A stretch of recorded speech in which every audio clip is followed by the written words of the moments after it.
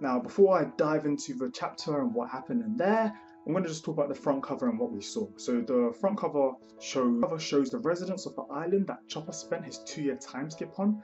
They're looking over Chopper's bounty poster and are really excited, and I think they're probably looking at how high his bounty is and how far he's gone on in the story. They've been following Chopper maybe via the news over his whole travels and his journey, and the Straw Hats are slowly becoming more and more important and relevant within the new world. So this is a great thing, and I love how they showed this. Before I finish off with a conclusion of how I feel the chapter was and where I think it's going, I'm just going to have a quick summary of what happened.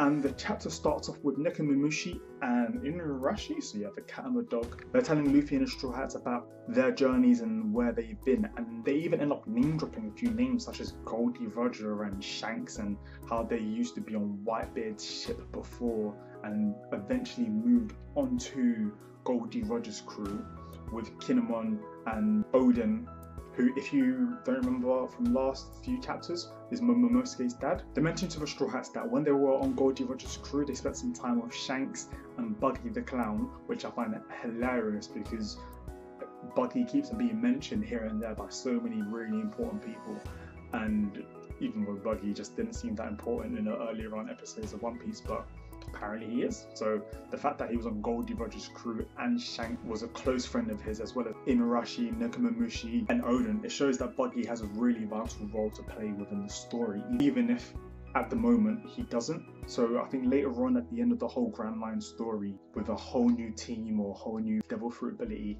or maybe just being somehow relevant or possibly potentially being an alliance to the Straw Hat crew. So that's a bit far-fetched, but you never know because he just keeps on popping up, so who knows. Kinemon then explains why him and Kanjuro never got to see Goldie Roger. Something I find extremely interesting with these stories that have been building up within the past few chapters, and Oda's going out of his way to show how powerful and how relevant Luffy's becoming in the One Piece universe. All the friends and alliances that Luffy's been making is slowly showing that he is becoming kind of like a reincarnation of Goldie Roger, from crewmates to the people he's come across, to the alliances, to his enemies.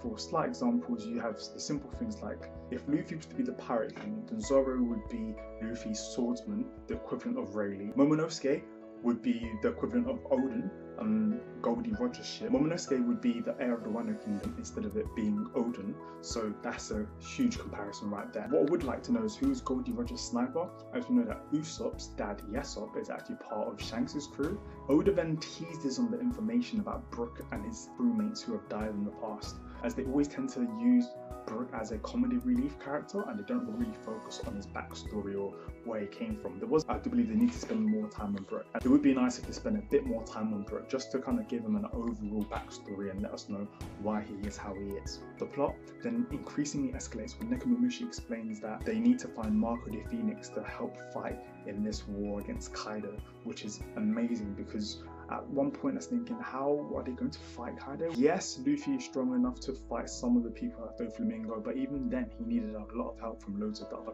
Colosseum fighters. Now he's going against Kaido, a Yonko, one of the more strongest people in the whole One Piece universe. So who is he going to need in the alliance? Law was just about okay. Yes, now they have the Minks, and yes, now they've got ninjas, and yes, they're going to go get Sanji again, but they need a lot more than that. They need real power, real strength, and including Marco the Phoenix is something that has really made this possibility of defeating Kaido no longer a dream and more of reality. The reason why I think Marco the Phoenix is extremely relevant, extremely helpful is because of several things. First thing, he was Whitebeard's first division commander, technically placing him second in line to Whitebeard.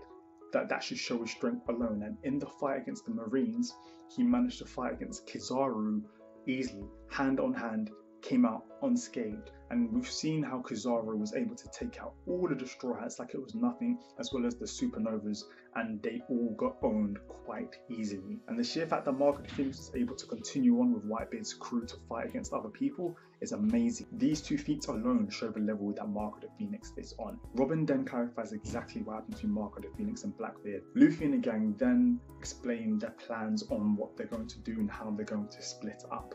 Luffy and the gang then decided exactly how they're going to split up, and they decided to split up in 3 different groups. Group number 1 consists of Kinemon and a take back of the Wano Kingdom, And they never clarified it, but I do believe that in that group, as well as Kinemon and Kanjuro and Momonosuke, you will have Brook, Robin, and Usopp. Group number 2 is Nekomamushi. So they never really went into who's in that group, but I think they'll probably go into more depth once they deal with what's going on at the end of this chapter. Group number 3 is Law and the Straw Hats, and they also confirm how they're going to be traveling around undetected. Law states that they will be using his submarine, and they're going to use that to travel around the New World to get to Big Mama's ship. Nami then brings up a valid question: how are they going to navigate around the seas without their log points? So Nami volunteers to go along with Luffy and Law. Chopper also volunteers to go on this journey to Big Mom, and him being such a good doctor, he won't leave his patient to just go on a journey without all the medication that they need. So he's also going to be joining. So just to clarify, on that journey, you have Nami, Chopper, Luffy, and Law's gang. And Nekomamushi then states that he's going to be giving a Vivre card to Kinemon so that he knows exactly his state whilst in the Wano Kingdom. I personally believe that this is because he thinks that the threat in the Wano Kingdom is going to be quite a lot more dangerous than what's going on right now, especially as we don't know that Jack is on the way to the island. The chapter then ends with the elephant shaking and everyone wondering who's attacking the elephant, and we obviously know that it's Jack from the end of the previous chapter. So in conclusion, I personally give this chapter at least a 9 out of 10, as there was loads of plot progression, loads of information about the current ongoings of the One Piece universe and who's where, the state of the hierarchy, the state of Whitebeard's crew, the state of the Yonkos.